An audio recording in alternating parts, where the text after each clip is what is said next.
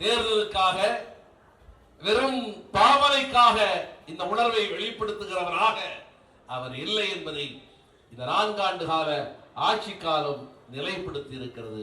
திராவிட இயக்க கருத்தியலை, இந்த யுத்தத்தை, நம்மை பாதுகாப்பதற்கான இந்த யுத்தத்தை தலைமையேற்று நடத்துகிற வகையில மதிப்பிற்குரிய இளவல் மாண்புமை துணை முதல்வர் அன்பு சகோதரர் உதயநிதி அவர்கள் களத்தில் இருக்கிறார். இந்த மண்ணிலே ஆன்மீகத்தை தடை செய்கிற இயக்கம் அல்ல திராவிட முன்னேற்ற கழகம்.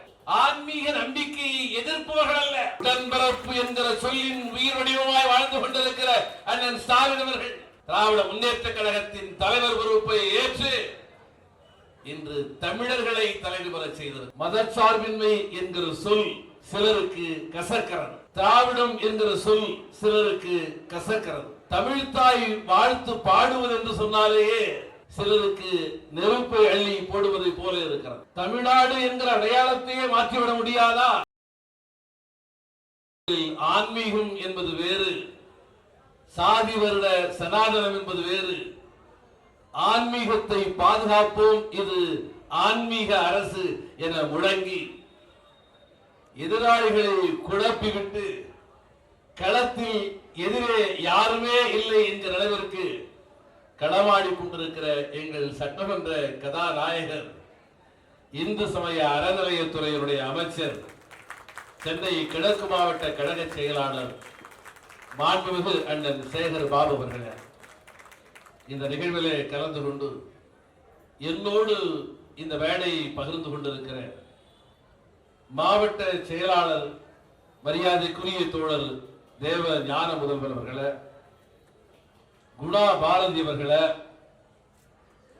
என்னோடு இந்த நிகழ்விலே கலந்து கொண்டிருக்கிற அன்பு இளவல் மன்னன் உள்ளிட்ட தங்கராஜ் உள்ளிட்ட விடுதலை சிறுத்தைகளின் மூத்த பொறுப்பாளர்கள், எனக்கு எதிரே திரண்டிருக்கிற என் அன்பு உடன்பிறப்புகளை, உங்கள் அனைவருக்கும் என்னுடைய பணிவான வணக்கத்தை தெரிவித்துக் கொள்கிறேன்.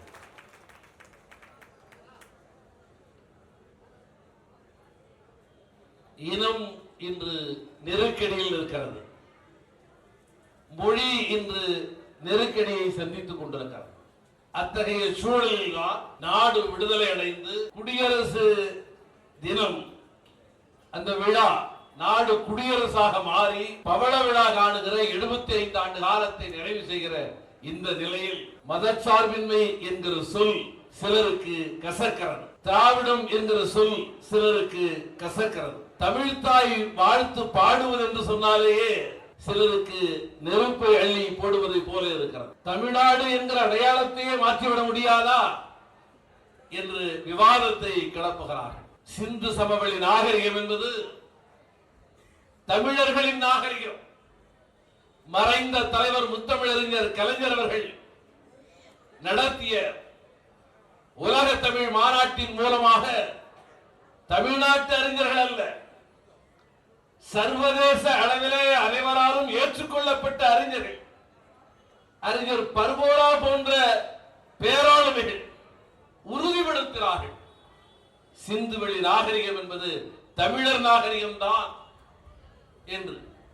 அத்தகைய நாகரிக அடையாளம் இன்று சிந்து சரஸ்வதி நாகரிகமாக களவாடப்படுகிற சூழல் இருக்கிறது. சிந்தனை செல்வன் படித்திருக்கலாம், எவ்வளவு படித்தாலும் மாண்புமிகு என்கிற முன்னோட்டு எனக்கு கிடைக்காது. ஆனால் 2.25 லட்சம் மக்களின் பிரதிநிதியாக இருக்கிறேன் என்கிற ஒரே காரணத்தினால் அந்த மக்களின் அடையாளம் தான் மாண்புமிகு என்பது அது சிந்தனை செல்வதற்கான அடையாளம், குடியரசின் அடையாளம், ஜனநாயகத்தின் அடையாளம். இந்த ஜனநாயகத்தில் மக்களே மேலானவர்கள் என்று சொல்வதற்கான அடையாளம்.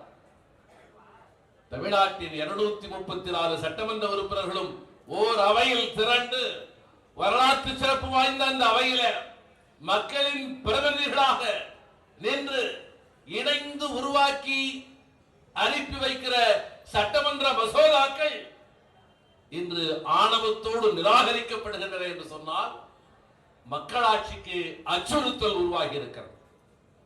இத்தகைய சூழலில் தான் பகைவர்கள் வெளிப்படையாகவும் வருகிறார்கள், புரட்சி பேசிக் கொண்டும் வருகிறார்கள். திராவிடம் என்று சொல்லாதே என்று மேடையின் முன்னால் இருந்து கை நீட்டி கால் நீட்டி மறைந்த தலைவர் முத்தமிழறிஞர் கலைஞரிடம் தமிழை கற்றுக்கொண்டவர்கள், அண்ணன் எழுச்சி தமிழர் முனைவர் அண்ணன் திருமாவளவன் அவர்களிடத்தில் மேடையை பகிர்ந்து கொண்டவர்கள் இன்று தடம் மாறி பயணித்துக் கொண்டிருக்கிறார். எதிரிகளாலும் ஆபத்து இருக்கிறது, போலிகளாலும் நெருக்கடி இருக்கிறது.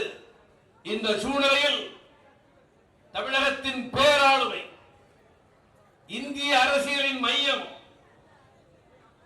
தலைவர் முத்தமிழறிஞர் சமத்துவ பெரியார் கலைஞர் அவர்கள் மறைந்திருக்கிறார், மறைந்து விட்டார். இது திராவிட முன்னேற்ற கழகத்தை யார் காப்பாற்ற போகிறார்? நீண்ட நெடிய பாரம்பரியம் மிக்க இந்த கருத்தியல் பயணத்தை தொடர்ந்து யார் முன்னெடுத்துக் கொண்டு போக போகிறார் என்கிற கேள்வி வந்தபோது இயல்பாய் எழுந்தது திராவிட முன்னேற்ற கழகத்தின் தலைமை அண்ணன் தளபதி ஸ்டாலின் அவர்கள். உடன்பிறப்பு என்கிற சொல்லின் உயிர் வடிவமாய் வாழ்ந்து கொண்டிருக்கிற அண்ணன் ஸ்டாலின் அவர்கள் திராவிட முன்னேற்ற கழகத்தின் தலைவர் பொறுப்பை ஏற்று இன்று தமிழர்களை தலைநிமிர செய்திருக்கிறார். சமூக நீதி கருத்தியலை யாராலும் அழித்துவிட முடியாது என்று பிரகடனப்படுத்திக் கொண்டிருக்கிறார். அருமை நண்பர்களே, எனது 30 ஆண்டு கால பொது வாழ்க்கையிலே போராட்ட களங்களில் திராவிட முன்னேற்ற கழகத்தோடு மேடையை பகிர்ந்து கொண்டிருக்கிறேன். தேர்தல் காலங்களில் பிரச்சாரத்திற்காக திராவிட முன்னேற்ற கழகத்தினுடைய மேடையை பகிர்ந்து கொண்டிருக்கிறேன். முதல் முறையாக கட்சிக்காக இயல்பாக நடத்தக்கூடிய இந்த மேடையில அனைத்து கட்சியும் அழைத்து சிந்தனை செவருக்கும் பேச வாய்ப்பளித்திருக்கிற மதிப்பிற்குரிய அண்ணன் மாண்புமை அமைச்சர் அண்ணன் சேகர் பாபு அவர்களுக்கும் உங்களுக்கும் மீண்டும் ஒரு முறை மனம் நிறைந்த நன்றியை பதிவு செய்ய கடமைப்பட்டிருக்கிறேன். போராட்ட காலத்தில் போராட்டம் குறித்து பேசுவோம், தேர்தல் காலத்தில் அணிதிரண்டு இருக்க வேண்டிய அவசியம் குறித்து பேசுவோம். இப்பொழுது நான் உங்களோடு மனம் விட்டு பேச விரும்புகிறேன்.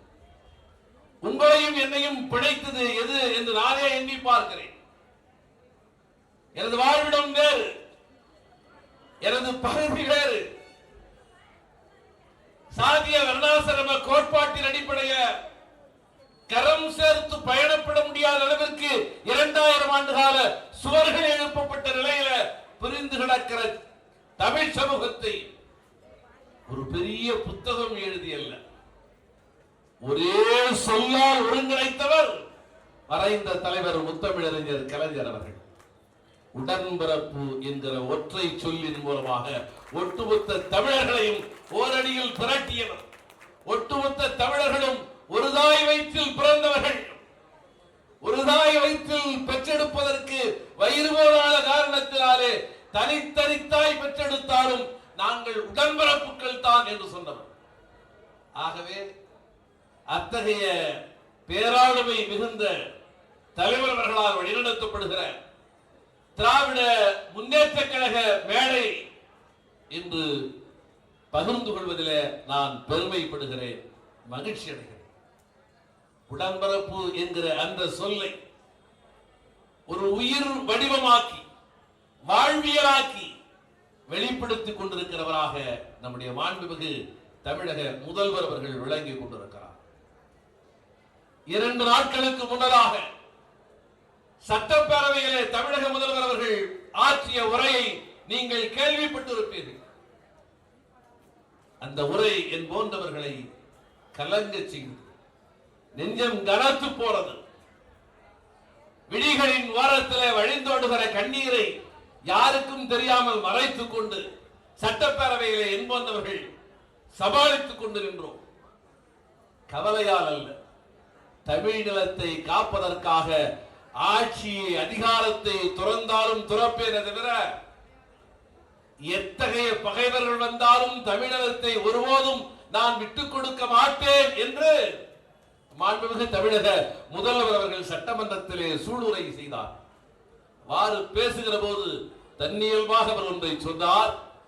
ஒருவேளை மதுரையில அழகர்பட்டி பகுதியில அரித்தாப்பட்டி பகுதியில அந்த மக்களின் எதிர்ப்பையும் மீறி தமிழர்களின் பண்பாட்டு அடையாளங்கள் நிறைந்திருக்கிற அந்த அழகிய இயற்கை வளமும் நிலமும் ஒன்றிய அரசால் சூறையாடப்படுமானால் ஒன்றிய அரசின் சுரங்கத்துறை தமிழக அரசின் எதிர்ப்பையும் மீறி அங்கே கால் வைக்க துணியுமானால் அதை எதிர்த்து நான் போராடுவேன் என்று சொன்ன மாண்புமிகு தமிழக முதல்வர் ஒரு கட்டத்திலே சொன்னால் ஒருபோதும் அத்தகைய கொள்ளை நடக்காது, நடக்க அனுமதிக்க மாட்டேன், ஒருவேளை அது நடந்தால் நான் இருக்க மாட்டேன், என் உயிர் போலாலும் போகவே தவிர தமிழினம் பறிபோவதற்கு ஒருபோதும் நான் அனுமதியேன் என எக்ஸ்டெம்பராக எந்த குறிப்புகளும் இல்லாமல் மாண்புமை தமிழக முதல்வர் அவர்கள் சொன்னார். பிறகு சுதாரித்துக் கொண்டு இந்த பதவியில் நான் இருக்க மாட்டேன் என்று சொன்னார். மகாபலிபுரத்தில் நரிகுறவர் என்கிற அடையாளத்தோடு இந்த மண்ணிலே ஒதுக்கப்பட்டு கிடக்கிற, புறக்கணிக்கப்பட்டு கிடக்கிற ஒரு அன்பு சகோதரி கோவிலில் நடக்கிற சமபந்தி போதனத்திலே கலந்து கொள்வதற்கு எனக்கு வாய்ப்பு வழங்கப்படவில்லை என்று இணைய ஊடகங்களின் ஊடாக சமூக ஊடகங்களிலே பதிவு செய்கிறார். மறுநாளே அங்கே போய் அந்த சகோதரியோடு கைகுலுக்கி கரங்குலுக்கி அந்த சகோதரியின் இல்லத்திற்கு சென்று ஒரே தட்டில உணவருந்துகிற ஒரு உடன்பரப்பு உணர்வை தமிழக முதல்வர் அவர்கள் வெளிப்படுத்த தேர்தலுக்காக வெறும் பாவனைக்காக இந்த உணர்வை வெளிப்படுத்துகிறவராக அவர் இல்லை என்பதை இந்த 4 ஆண்டு கால ஆட்சி காலம் நிலைப்படுத்தி இருக்கிறது, உறுதிப்படுத்தி இருக்கிறது. அத்தகைய களத்தில் தான் திராவிட இயக்க கருத்தியலை, இந்த யுத்தத்தை, நம்மை பாதுகாப்பதற்கான இந்த யுத்தத்தை தலைமையேற்று நடத்துகிற வகையிலே மதிப்பிற்குரிய இளவல் மாண்புமை துணை முதல்வர் அன்பு சகோதரர் உதயநிதி அவர்கள் களத்தில் இருக்கிறார். அவரது பிறந்த நாள் எனது சார்பில் எழுச்சி தமிழர் மரியாதைக்குரிய தலைவர் அண்ணன் முனைவர் திருமாவளவனுடைய சார்பில் மனம் நிறைந்த வாழ்த்துக்களை பதிவு செய்கிறேன். அன்பிற்குரிய இளவல் மாண்புமை துணை முதல்வர் சகோதரர் உதயநிதி அவர்கள், அண்ணன் திருமா அவர்கள் சிதம்பரம் தேர்தல் களத்திலே நின்றபோது ஓடோடி களத்திற்கு வந்தார். களத்தில் நின்று பிரச்சாரம் செய்தார். அண்ணன் திருமாவளவன் எனக்கும் ஒரு பேராசிரியர் என்று முழங்கினார். அதுதான் உடன்பிறப்பு உணர்வு. அத்தகைய உணர்வை பெற்றவராக அவர் இருக்கிறார். இந்த மண்ணிலே ஆன்மீகத்தை தடை செய்கிற இயக்கமல்ல திராவிட முன்னேற்ற கழகம். ஆன்மீக நம்பிக்கையை எதிர்ப்பவர்கள் அல்ல. கோவில் கூடாது என்பதற்காக அல்ல, கோவில் கொடியவரின் கூடாரமாக மாறிவிடக் கூடாது என முழங்கிய பராசக்தி திரைப்படத்தின் ஊடாக திராவிட கருத்தியலை வெளிப்படுத்திய முத்தமிழறிஞர் கலைஞரின் பாதைகளை பயணிக்கிற இயக்கமாகத்தான் திராவிட முன்னேற்ற கழகத்தை நான் தொடர்ந்து பார்க்கிறேன். ஆனால் எதிரிகள், நமது பகைவர்கள், தமிழ் பகைவர்கள் மாற்றி மாற்றி திரித்து நம்முடைய கருத்தையும் சொல்லையும் வார்த்தையும் திரித்து நம் மீது அவதூறு பூசுகிறார்கள். ஒரு வகையில் அது குறித்து நான் கவலைப்படவில்லை, அதுவே நல்லதோ என நான் எண்ணுகிறேன். தமிழக சட்டப்பேரவையிலே மதிப்பீட்டு குழு என்று ஒரு குழு இருக்கிறது. சட்டப்பேரவை உறுப்பினர்களோடு பிற மாநிலங்களில் நலத்திட்டங்கள் எவ்வாறு செயல்படுகிறது என்பதை ஆய்ந்தறிவதற்காக உருவாக்கப்பட்ட அந்த மதிப்பீட்டு குழுவிலே நானும் இடம்பெற்று காஷ்மீருக்கு தமிழக அரசால் அனுப்பி வைக்கப்பட்டேன். காஷ்மீரிலே யாரும் வெளியே வர முடியாத நிலை. இப்போதுதானே தேர்தல் நடந்திருக்கிறது. கடுமையான காவல் கட்டுப்பாடுகள். எங்களையும் கொண்டு போய் ஒரு அறையிலே அடைத்து விட்டார்கள். வெளியே போனால் பாதுகாப்பு இல்லை என்று சொன்னார்கள். தமிழர்களை அறையிலே அடைக்க முடியுமா? சிறுத்தைகளை கொண்டு போய் பூட்டி வைக்க முடியுமா? எப்படியோ நான் அதிகாலையிலே எழுந்து நடக்க தொடங்கினேன். நடந்து கொண்டே இருந்தபோது நான் அந்நியராக இருக்கிறேன் என்பதை புரிந்து கொண்ட ஒரு நண்பர் என்னிடத்தில் கேட்டார், தமிழ்நாட்டிலே இருந்து வருகிறீர்களா என்று கேட்டார். ஆமாம் என்று சொன்னேன். உடனடியாக அவர் கேட்டார், தமிழ்நாட்டிலே உதயநிதி என்று ஒரு தலைவர் இருக்கிறாரே, அவரை நாங்கள் விசாரித்தோம் என்று சொல்லுங்கள் என்று சொன்னார். ஆங்கிலத்திலே சொன்னார். எனக்கு ஆச்சரியமாக இருந்தது. கலைஞர், அம்மையார் ஜெயலலிதா இப்படிப்பட்ட ஆளுமைகளை அவர்கள் அறிந்திருப்பது என்பது இயல்பானது.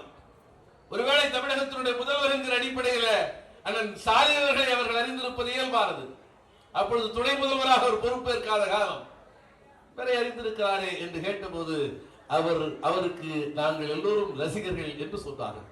அதற்கு காரணம் மரியாதைக்குரிய சகோதரர் உதயநிதி அவர்களுக்கு எதிராக தமிழ் பகைவர்கள் நாடு முழுவதிலும் நடத்திய அந்த எதிர்ப்பு போராட்டங்கள் தான் அவரை தமிழ் சமூகத்திற்கு தலைமை தாங்க தகுதியுள்ளவர் என்பதற்கான சான்றாக அமைந்திருக்கிறது.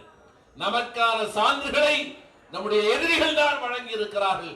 அந்த அடிப்படையில எதிரிகள் கண்டு நடுங்குகிற ஒரு ஆளுமையாக அன்பு இளவல் மாண்புமை துணை முதல்வர் சகோதரர் உதயநிதி அவர்கள் விளங்குகிறார். அவரது பிறந்த நாளில் அவரை வாழ்த்துவதில் மகிழ்ச்சி அடைகிறேன். சமூக நீதியை பாதுகாக்க உடன்பிறப்பு என்கிற சொல்லில் பெருகி கிடக்கிற சகோதரத்துவத்தை, அரசமைப்பு சாசனத்தின் விழுமியங்களை பாதுகாக்க உங்களோடு எப்பொழுதும் களத்திலும் எல்லா தளத்திலும் இணைந்து பயணப்படுவோம் என சொல்லி வாய்ப்பிற்கு நன்றி கூறி நிறைவு செய்கிறேன். நன்றி, வணக்கம்.